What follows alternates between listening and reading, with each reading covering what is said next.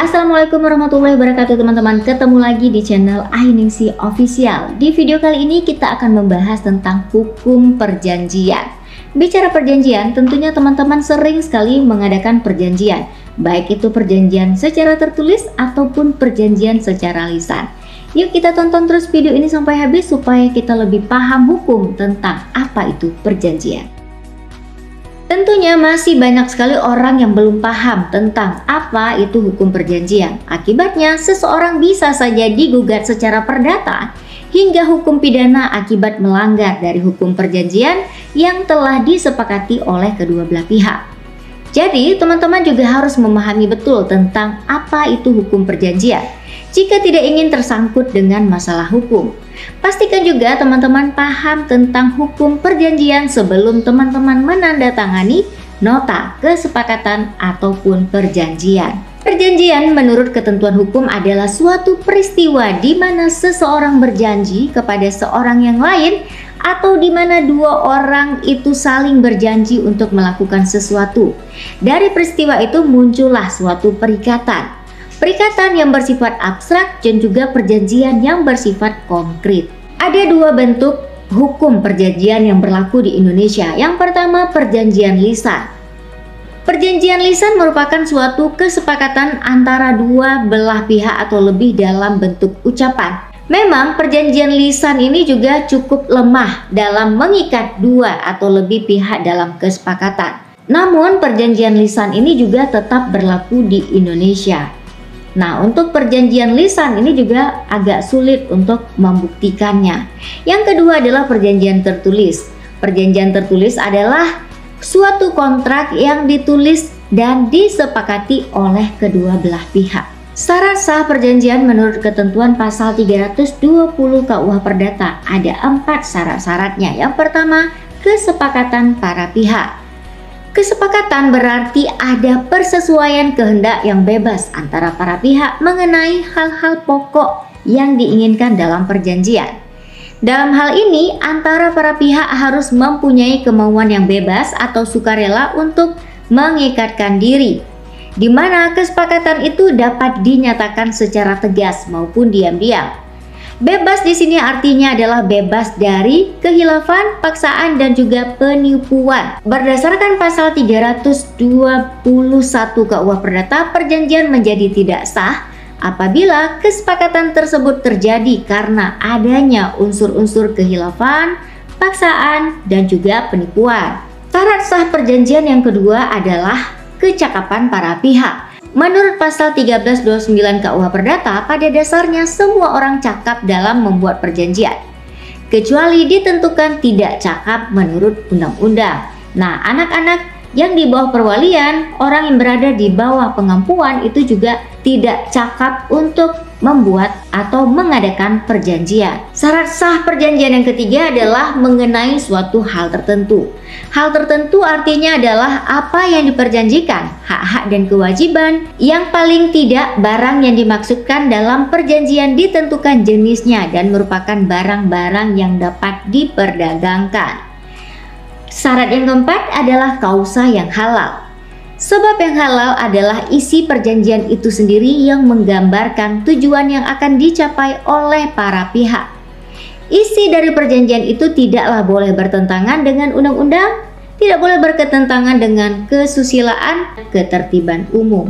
Ada beberapa macam perjanjian. Yang pertama ada perjanjian obligatoir, yaitu perjanjian yang mewajibkan seseorang untuk menyerahkan atau membayar sesuatu. Yang kedua, perjanjian non-obligatoir, yaitu perjanjian yang tidak mewajibkan seseorang untuk menyerahkan atau membayar sesuatu. Terdapat 4 macam perjanjian obligatoir. Yang pertama, perjanjian sepihak dan perjanjian timbal balik.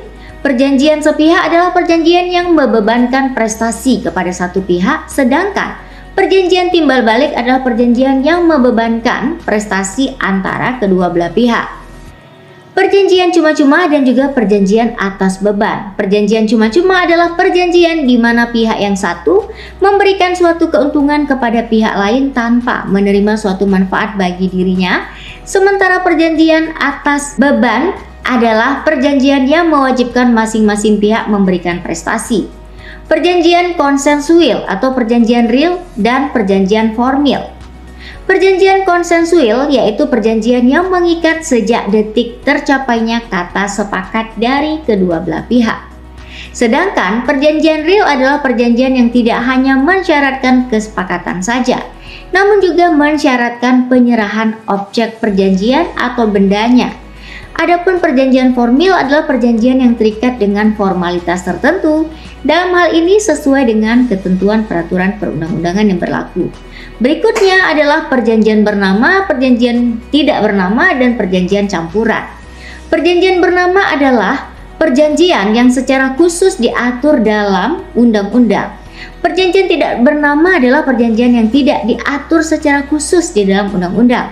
Sedangkan perjanjian campuran adalah perjanjian yang merupakan kombinasi dari dua atau lebih perjanjian bernama. Sedangkan perjanjian non-obligatory juga ada 4 macam. Yang pertama, zakkerlijk overeenkomst, yaitu perjanjian yang menetapkan dipindahkannya suatu hak dari seseorang kepada orang lain, atau perjanjian balik nama atas tanah. Yang kedua, bevis overeenkomst, yaitu perjanjian untuk membuktikan sesuatu. Yang ketiga, liberatoir overeenkomst, yaitu perjanjian ketika seseorang membebaskan pihak lain dari suatu kewajiban. Yang keempat, vaststelling overeenkomst, yaitu perjanjian untuk mengakhiri perselisihan yang ada di muka pengadilan. Adapun azas-azas dalam hukum perjanjian, yang pertama adalah azas terbuka atau azas kebebasan berkontrak. Pasal 1338, semua perjanjian yang dibuat secara sah berlaku sebagai undang-undang bagi mereka yang membuatnya. Bahwa para pihak dalam kontrak bebas untuk membuat perjanjian apa saja, apapun isinya dan bagaimanapun bentuknya, atau dengan kata lain, semua perjanjian yang dibuat secara sah berlaku bagi undang-undang bagi mereka yang membuatnya. Yang kedua adalah azas kesepakatan atau konsensualisme. Para pihak yang mengadakan perjanjian itu harus sepakat, setuju, atau seia sekata mengenai hal-hal pokok yang diperjanjikan dalam perjanjian. Azas ini tercantum dalam salah satu syarat sahnya perjanjian yang ada di dalam pasal 1320 KUH Perdata. Apa yang dikehendaki oleh pihak yang satu dikehendaki juga oleh pihak yang lainnya. Mereka menghendaki sesuatu yang sama secara timbal balik. Yang ketiga adalah azas pacta sunt servanda. Azas pacta sunt servanda berarti perjanjian yang dibuat berlaku sebagai undang-undang bagi mereka yang membuatnya, sebagaimana dimaksud dalam pasal 1338 KUH Perdata ayat 1. Yang keempat, azas iktikat baik. Merujuk pada pasal 1338 ayat 3 KUH Perdata, iktikat baik berarti melaksanakan perjanjian dengan iktikat baik, artinya dalam melaksanakan perjanjian, kejujuran selalu harus dikedepankan.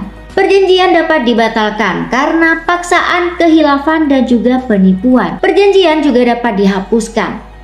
Hapusnya perjanjian karena pembayaran, karena penawaran pembayaran, karena pembaharuan utang, karena perjumpaan hutang, karena pencampuran hutang, karena musnahnya objek, karena pembebasan hutang, karena batal demi hukum atau dibatalkan karena berlakunya syarat batal, atau karena daluarsa yang membebaskan. Hapusnya perikatan belum tentu menghapuskan suatu perjanjian, kecuali semua perikatan-perikatan yang ada pada perjanjian tersebut sudah hapus. Sebaliknya, hapusnya suatu perjanjian mengakibatkan hapusnya perikatan-perikatannya.